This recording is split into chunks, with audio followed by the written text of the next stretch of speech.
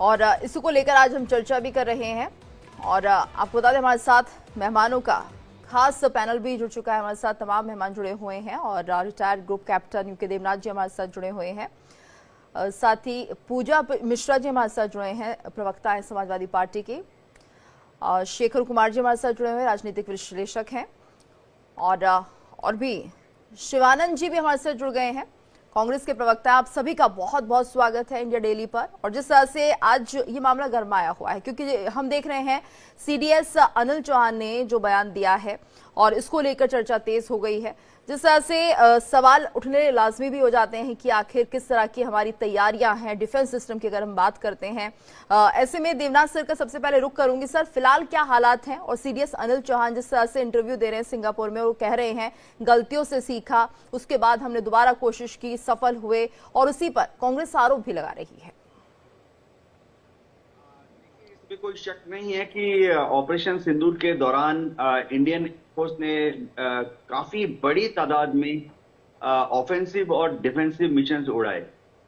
तो जैसा कि किसी भी युद्ध में होता है कि उभय पक्ष में नुकसान होता है। भारत सरकार ने अपनी नीतियों के तहत कुछ नुकसान अब एक्सेप्ट किए हैं। जैसा कि सीडीएस का बयान बता रहा है, भारतीय वायुसेना को भी कुछ नुकसान हुआ है।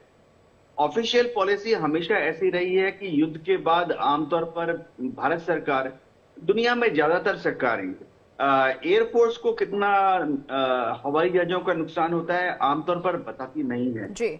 मैं जैसे दर्शकों को ले जाऊं पृष्ठभूमि में, तो हमने 1965 की लड़ाई लड़ी पाकिस्तान के साथ, 1971 की लड़ाई लड़ी पाकिस्तान के साथ। हमारे 1965 की लड़ाई में या 1971 की लड़ाई में कितने विमान क्षतिग्रस्त हुए या शॉट डाउन हुए, हमने अभी तक उसको पब्लिक डोमेन में नहीं लाए हैं जी। वो डेटा अभी भी भारत सरकार ने सीक्रेट एंड क्लासिफाइड बताते हुए रखा हुआ है अपने पास।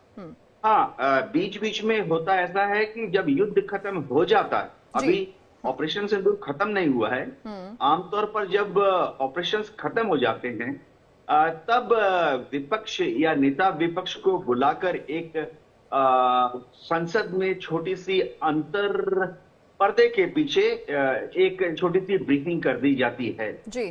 जिसको कि बाद में भी सीक्रेट ही रखा जाता है। बिल्कुल, यानी ये माना जाए देवनाथ सर की सारी जो बातें हैं कुछ महीने बाद जी, ये सारी बातें जो हैं टॉप सीक्रेट होती हैं और इन्हें सबके सामने खुलकर नहीं बताया जाता, क्योंकि हमारी देश की सुरक्षा की बात होती है। ठीक है, लेकिन जिस तरह से शिवानंद जी, अब कांग्रेस हमलावर हो गई है बीजेपी सरकार पर कि आपने हमसे बहुत कुछ छुपाया है। खासतौर से ये भी कहा जा रहा है कि जो सच में बातें चल रही थी वो अब हमें यहाँ पर सीडीएस अनिल चौहान के मुंह से पता चल रही है, सिंगापुर के इंटरव्यू से पता चल रही है, और ये हमें पहले ही बता दी जानी चाहिए थी। तो क्या कुछ चाहती है कांग्रेस आखिर? क्योंकि ये सब तो बातें डिफेंस से जुड़ी हुई सीक्रेट के तौर पे हम रखते हैं, ताकि जो दुश्मन है उन्हें ये पता ना चल पाए कि आखिर किस तरह की जो खामियां हैं वो डिफेंस सिस्टम में है। तो उसको लेकर आखिर इतना हमला क्यों है? शिवानंद जी। देखिए, केंद्र सरकार नरेंद्र मोदी जी 40 पार्टी लेके चल रहे हैं, उनके साथ हमेशा देश सर्वोपरि है। इसलिए कांग्रेस पार्टी हमेशा केंद्र सरकार के साथ, राहुल गांधी जी हमारे नेता एलओपी और मल्लिकार्जुन खड़गे जी, इंडिया गठबंधन पूरी तरह से केंद्र सरकार नरेंद्र मोदी जी के साथ है, आज भी है, कल भी रहेंगे। नंबर 1। नंबर 2, हमेशा राजनीति करना ठीक नहीं है। सच्चाई लोगों के सिंदूर के नाम पे अभी बिहार इलेक्शन में नरेंद्र मोदी जी सिंदूर के नाम पे राजनीति कर रहे हैं, ये अच्छी ठीक नहीं है। युवा युवती को मैसेज गलत जाएगा। इसलिए हमारा नेता मल्लिकार्जुन खड़गे जी, राहुल गांधी जी और सब पार्टियों, हमारा इंडिया गठबंधन के पूरा अपोजिशन लीडर लोग सब मिलके हम एक अभी देखिए सीडीएस अनिल चौहान सर ने उन्होंने खुद बोला है कि इस तरह से देश के लिए बहुत खतरा है और ये ठीक नहीं, सिंगापुर में एक प्रेस नोट में। और क्या सबूत चाहिए, प्रूफ चाहिए। दूसरी बात, एयरफोर्स का हमेशा कितना ये सीक्रेट रहता है, ये चैनल के माध्यम से या पब्लिकली नहीं बोल सकते, लेकिन जिस तरह से सेना का अवहेलना हो रहा है, जिस तरह से भारत देश पूछ रहे, 140 करोड़ जनता पूछ रहे, पूरा अपोजिशन लीडर पूछ रहे, जो जो भारत पाकिस्तान के साथ सीज फायर जो हुआ है, जो जिस तरह से शिमला करार का उल्लंघन हुआ है, उसमें भारत पाकिस्तान दोनों साथ में मिलके ही सोल्यूशन निकाल सकता है। और इस टाइम पीओके नहीं, लेने आपको के लिए लगता है बहुत पाकिस्तान साथ मिलकर कोई सॉल्यूशन निकालेगा? आपको उम्मीद बची हुई है अभी? देखिए, कल क्या होगा आज नहीं बोल सकते, लेकिन हम्म। जो होगा देखा जाएगा। फाइट तो करना चाहिए था पीओके की, और एक 5-6 दिन चलता तो पीओके को लेने का बहुत अच्छा मौका था। ये नरेंद्र मोदी और पूरा 40 पार्टी, इन्होंने पूरा देश के साथ धोखा धोखा दिया। दूसरी बात क्या हुआ है कि डोनाल्ड ट्रंप के साथ बैठ के इन्होंने सौदा किया है देश के साथ, बिजनेस की उन्होंने धमकी दिया, धमकी में नरेंद्र मोदी लपेट में आ गए।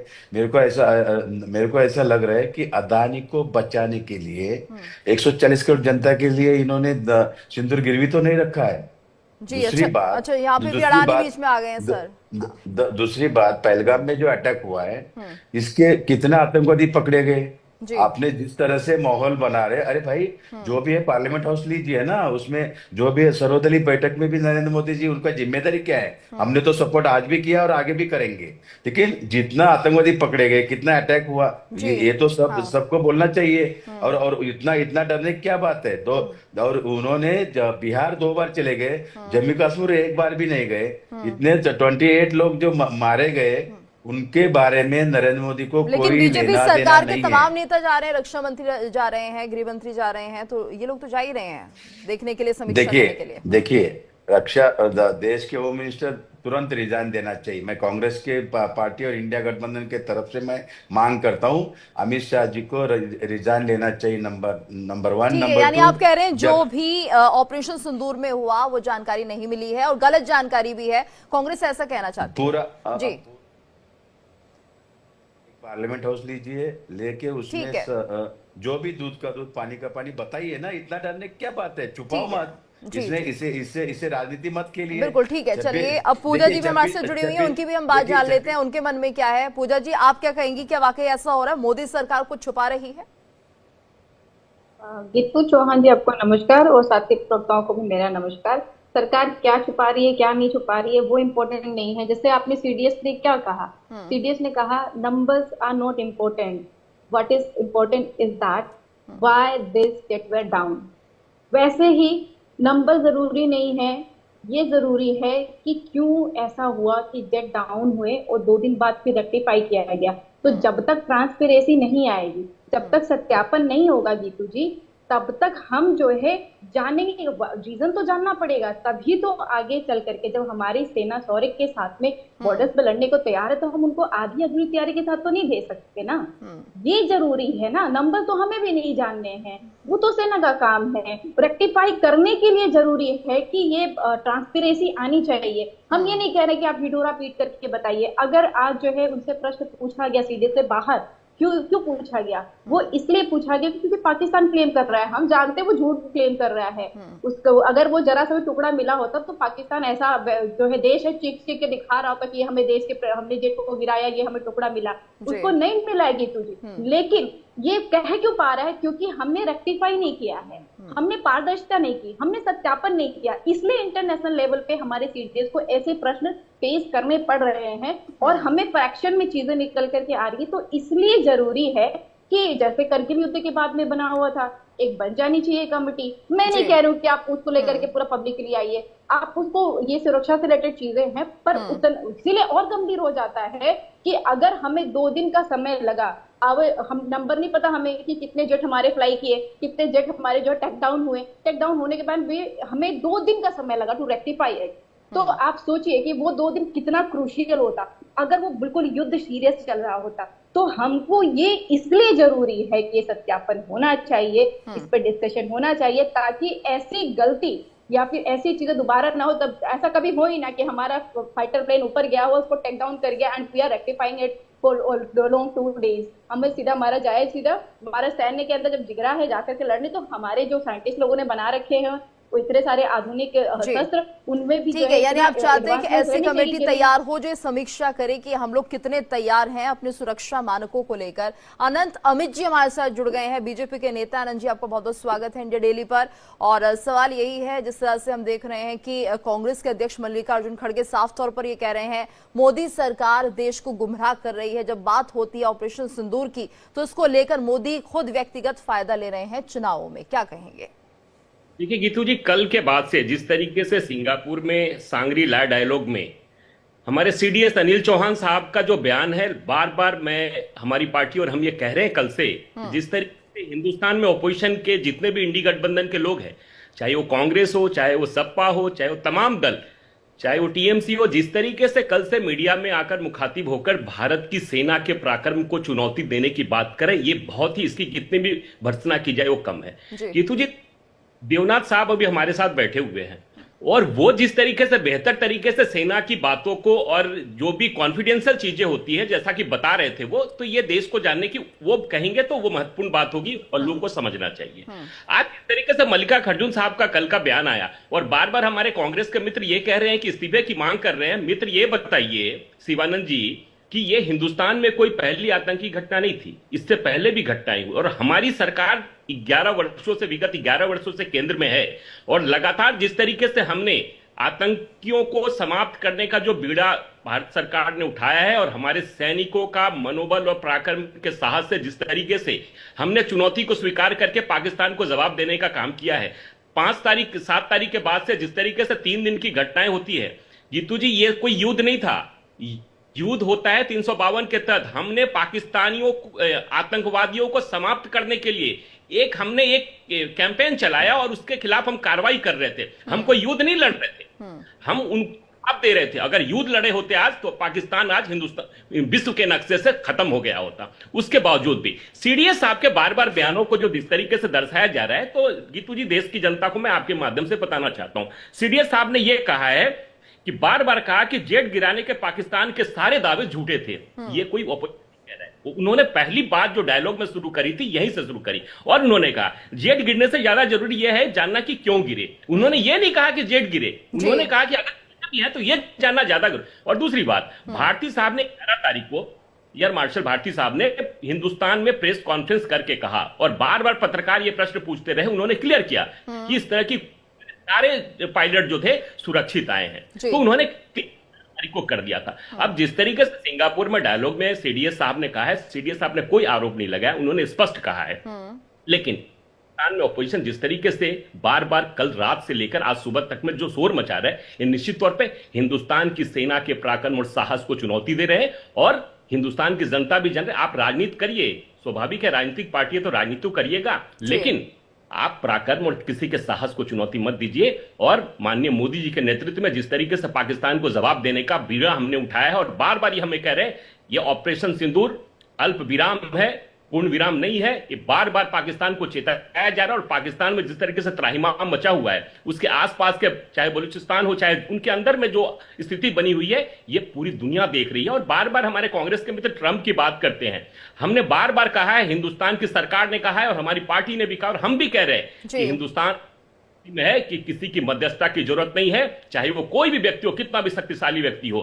और गीतू जी, मैं बताना चाहता हूं कांग्रेस के मित्र, आप जान लीजिए कि 26/11 के बाद जब हिंदुस्तान में घटना घटती है 26/11 के बाद, उसमें अमेरिकी नागरिक भी मारे जाते हैं, तो अमेरिका में एक संसदीय दल की 10 लोगों की कमेटी बनती है, दोनों दल के 5-5 सदस्य होते हैं सांसद के, और वो कमेटी ये कहती है कि पाकिस्तान के अंदर जो आतंकवाद की फैक्ट्री चल रही है, उस आतंकवाद को खत्म करना हमारी जिम्मेदारी है। लेकिन जब उनका काम हो जाता है तो वो कमेटी हट जाती है, लेकिन हिंदुस्तान उसके बावजूद भी आतंक के खिलाफ लड़ता रहता है। यह अमेरिका की सोच थी, लेकिन हिंदुस्तान को आतंक को समाप्त करना है, ये हमने कसम खा रखा है। ठीक है, तो सीडीएस का जो बयान आ रहा है शेखर सर, वो यही है कि ये जरूरी नहीं है कितने विमान मारे गए हैं, कितने जेट्स मारे गए हैं, जरूरी है किन कारणों से हिट हुए हैं, तो कारण इसके पीछे जानने जरूरी है। पहले तो इस बयान के मायने आप क्या समझते हैं, दूसरा ये जिस तरह से कांग्रेस अब बयानों को लेकर हमलावर हो रही है कि यहाँ पर उनसे बहुत कुछ छुपाया गया है, सबको यहाँ पर कॉन्फिडेंस में नहीं लिया गया, जो कि बहुत जरूरी है, और विपक्ष काफी हमलावर है इसको लेकर,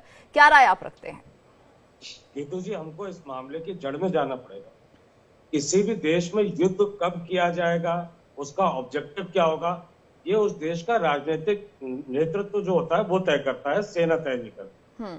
जब पहलगाम के बाद हमारे देश के नेतृत्व ने तय किया कि हम आतंकी ठिकानों पर हमला करेंगे, जी बहुत अच्छा कदम था। लेकिन उसके बाद युद्ध में जो पराक्रम हुआ, उसके बाद जो उसकी राजनीतिक हैंडलिंग हुई है वो मेरे हिसाब से बहुत गलत हुई है। क्योंकि जब ट्रम्प साहब का लगातार बयान आ रहा है कि जी हमने मध्यस्थता की और ये ट्रेड इसका कारण था, तो आज तक एक बार भी हमारे राजनीतिक नेतृत्व ने, हमारे प्रधानमंत्री ने कभी ट्रम्प साहब का नाम लेके उनको जवाब क्यों नहीं दिया कि ये भारत का अपना था। अब दूसरा एक लॉजिक आता है डीजीएमओ, कि डीजीएमओ के पास फोन आया, पाकिस्तान के डीजीएमओ का। जब युद्ध राजनीतिक नेतृत्व ने शुरू किया है तो क्या डीजीएमओ बिना उनकी मर्जी के फैसला ले सकता है? बिल्कुल नहीं ले सकता है, कि जब तक वो ऑब्जेक्टिव पूरे हुए या नहीं। अभी अनंत अमित जी कह रहे थे कि ये एक युद्ध नहीं था, तो ठीक है, 6 जेट गिराए जाने के बाद तो सीडीएस साहब ने झूठा बताया, मैं बिल्कुल मानता हूं। लेकिन कोई भी जेट गिरा तो क्या आतंकी संगठन इतने सक्षम थे कि वो जेट गिरा सकते? नहीं। वहां पे पाकिस्तान की सेना ने खुल के शेलिंग करी है, हमारे 19 लोग सिविलियंस मारे गए। आज तक वो 4 पहलगाम के आतंकी नहीं पकड़े गए। और ये अगर आप जश्न मना रहे हैं, घर घर सिंदूर बांट रहे, तो मोहल्ले में अगर टेंट लगेगा और दावत दी जाएगी तो आने वाले लोग कारण तो पूछेंगे कि ये दावत क्यों दी जा रही है। आप उस बात को खुल के क्यों नहीं बता रहे कि हमने अचीव क्या किया इससे, इस पूरे ऑपरेशन सिंदूर से। आपको पता है पाकिस्तान ने जो फायदा सोचा नहीं था, आज हमारी विदेश नीति है कि पाकिस्तान को आईएमएफ से पैसा मिल रहा है। शहबाज शरीफ पुतिन के साथ जाके बहुत बड़ी व्यापारिक डील कर रहे। जो पाकिस्तान बिल्कुल कंगाली के हालत पे था, हमारी इकोनॉमी के आगे वो कहीं पर भी नहीं है, आज वो मालामाल होता जा रहा है। और हमारे साथ कोई कौन सा देश खड़ा है यहाँ पर? कोई दक्षिण एशिया का कोई देश आप बता दीजिए, कोई पूरे विश्व का कोई बड़ा नाम बता दीजिए जो नहीं। तो आपको क्या लगता है, अगर ऐसा हो रहा है तो क्या रणनीति भारत को अपनानी चाहिए? क्योंकि मुंह तोड़ जवाब तो दिया गया है, इस बात में तो कोई दो राय नहीं है। आतंकी ठिकानों को ध्वस्त किया गया, एयरफोर्स स्टेशन को निशाना बनाया गया, और अब क्या चाहते हैं? जी नहीं, मेरा ये कहना है कि अगर सेना ने इतना पराक्रम दिखाया है और उसके बाद अगर डोनाल्ड ट्रंप इस तरीके की बात करे, उनका मुंह तोड़ जवाब देकर हमारे प्रधानमंत्री को बोलना चाहिए कि वो झूठ बोल रहे हैं। ये बात तो साफ कर दी गई। ठीक है अमित जी पहले आपका रिएक्शन, फिर देवनाथ सर का रुख करेंगे। जी बोलिए अमित जी। शेखर साहब, एक तो भारत के विदेश मंत्री जयशंकर साहब ने विदेश में कहा, बार बार उनसे वहां के मीडिया ने पूछा कि मध्यस्थता की बात, तो उन्होंने कहा कि पूरे घटनाक्रम के दौरान अमेरिका कहां था? तो अमेरिका में था, हमारे बीच में कहीं नहीं था।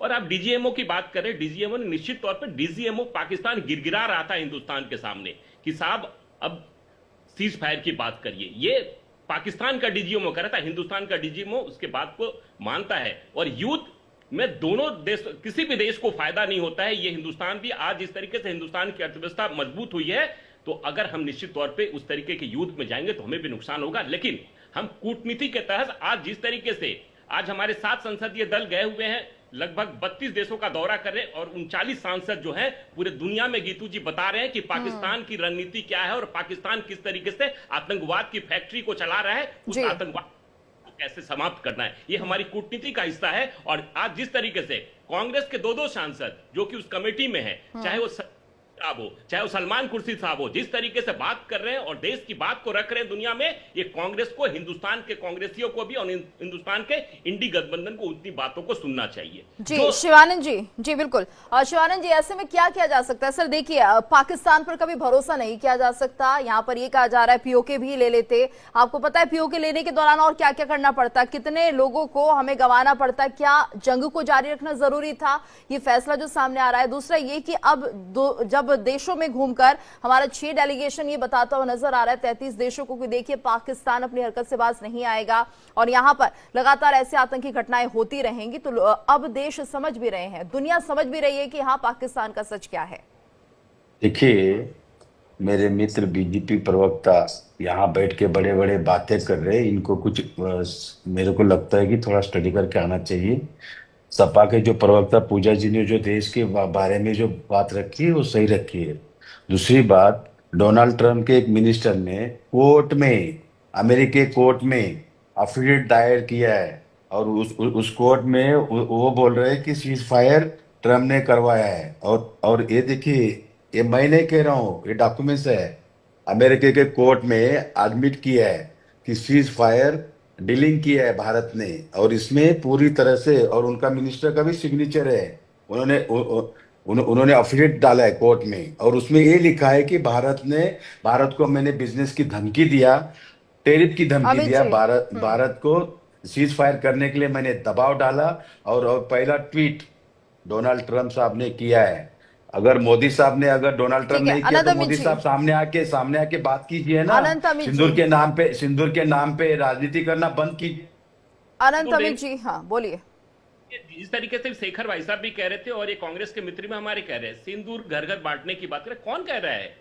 सिंदूर ऑपरेशन हिंदुस्तान के तमाम मां बहनों का ये सम्मान है, और हमारी सरकार ने जो संकल्प लिया है ऑपरेशन सिंदूर का, वो नियमित जारी रहेगा। ये बार बार सरकार कह रही है, हमारी पार्टी कह रही है, लेकिन इंडी गठबंधन को ये समझ नहीं आ रहा है। जिस तरीके से ये बात कर रहे हैं, आप आज हिंदुस्तान के जितने भी नेतृत्व है उनके साथ जिस तरीके से आप खड़े थे, आज भी खड़े रहने की आवश्यकता है। लेकिन आप जिस तरीके से राजनीति कर रहे हैं, बिल्कुल, और इस मामले पर राजनीति नहीं होनी चाहिए, और ये बहुत जरूरी है क्योंकि देश की सुरक्षा का मामला। देवनाथ सर भी एक बार फिर से जुड़ गए हैं।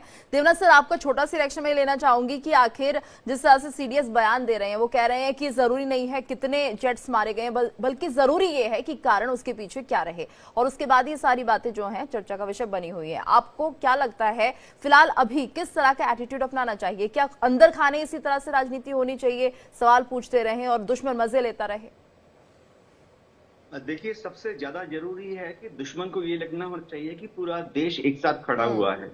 जहां तक फौज की बात है, दुनिया की सारी फौजें जो हैं वो एकदम डे टू डे कोई कमेंट्री नहीं देती है कि कितनी हानि हुई, कितनी क्षति हुई।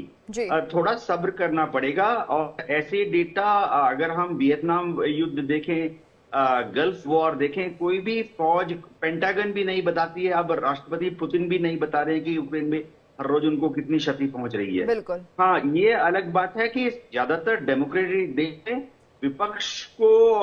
विपक्ष के नेताओं को एक दो जो बड़ी बड़ी राजनीतिक पार्टियां हैं उनको of camera, of the record अंदर ले जाकर बता दिया जाता है, और फिर उनसे ये विनती की जाती है कि आप इस डेटा को बाहर जाकर सार्वजनिक ना कीजिए। जी बिल्कुल, और ऐसे में क्योंकि ये देश की सुरक्षा का मामला है, इस पर राजनीति को अलग कर देना चाहिए, देश प्रेम को आगे रखना चाहिए। ठीक है, सवाल पूछे जाए, लेकिन कम से कम इतना ध्यान रखा जाए कि इसका प्रभाव हमारे दुश्मन देश पर क्या पड़ेगा। धन्यवाद आप सभी का हमारे साथ इस चर्चा में जुड़ने के लिए। और इसी के साथ हमारी इस खास पेशकश में इतना ही, लेकिन अगर आप रहना चाहते हैं सबसे स्मार्ट, सबसे शार्प और